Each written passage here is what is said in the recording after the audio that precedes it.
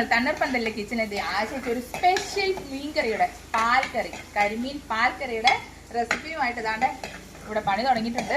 ആശിച്ചി, ഇന്ന് നമ്മൾ എന്താ ചെയ്യാൻ പോണേ? നമ്മൾ കരിമീൻ പാൽക്കറി ഉണ്ടാക്കുന്നത്. അത് ഗ്രേവി ആയിക്കൊണ്ടിരിക്കുന്നു.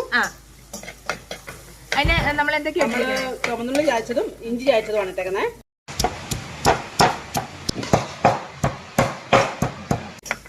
പിന്നെ 2-3 പച്ചമുളകും കറിവേപ്പില ഇട്ടേക്കുന്നത്. ഓക്കെ. ഇത് നമ്മൾ ഉലുവായും കടുവൊന്നും ചേർക്കുന്നില്ല.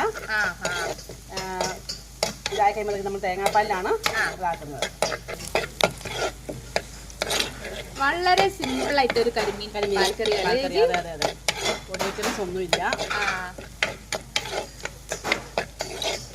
അപ്പൊ ആ കരിമീന്റെ ആ ഒരു യഥാർത്ഥ ടേസ്റ്റ് നമുക്ക് കിട്ടും. അതെ അതെ.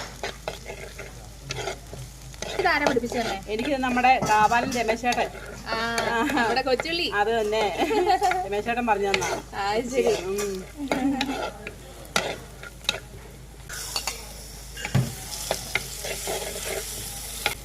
തക്കാളി വഴറ്റിട്ടുണ്ട് അല്ലേ? തക്കാളി വഴറ്റി നമുക്ക് ഇനിയും പുളിവെള്ളം ചേർക്കാം.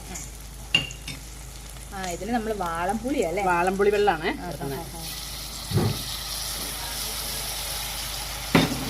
വാളംപുളി, കല്ല് ചേർക്കാവേ. കല്ലുപ്പ്.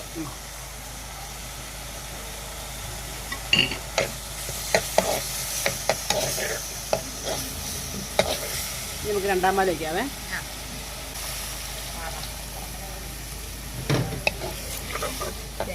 പാല് നമ്മുടെ മീനും കൂടി ഇടാവേ.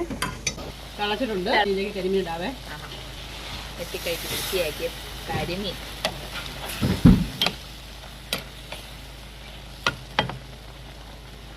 അടിപൊളി. ഇനി ഇത് വേവാകുമ്പോഴത്തേക്കും നമുക്ക് 1-ാം പാൽ വെച്ച് അപ്പത്തിനൊക്കെ അടിപൊളിയായിരിക്കും അല്ലേ? അപ്പത്തിനൊക്കെ അടിപൊളിയാ. പാൽക്കറി അല്ലേ? അപ്പൊ നമ്മുടെ കരിമീൻ പാൽക്കറി 1-ാം പാൽ കഴിക്കാൻ പാകത്തിനായിട്ടുണ്ടല്ലേ ചേച്ചി? ഒഴിച്ചേക്കാം.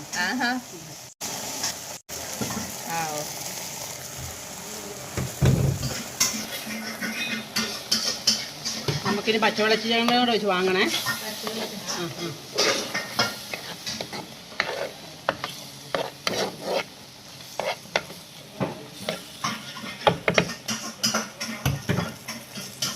കരിയാപ്പല വേണില്ല.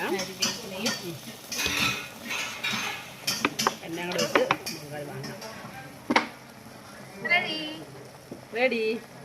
അപ്പൊ ദേ പാൽക്കറിക്ക് കൂട്ടായിട്ട് നമ്മൾ ഇത്തിരി പാൽക്കപ്പയും കൂടി എടുത്തിട്ടുണ്ട്.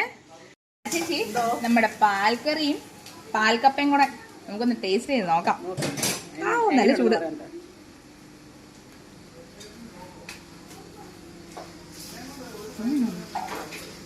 സൂപ്പർ. ആ കരിമീന്റെ ആ ഒരു നമുക്ക് ശരിക്കും കിട്ടുന്നുണ്ട്. അടിപൊളി.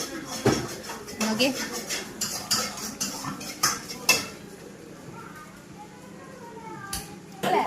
അടിപൊളി.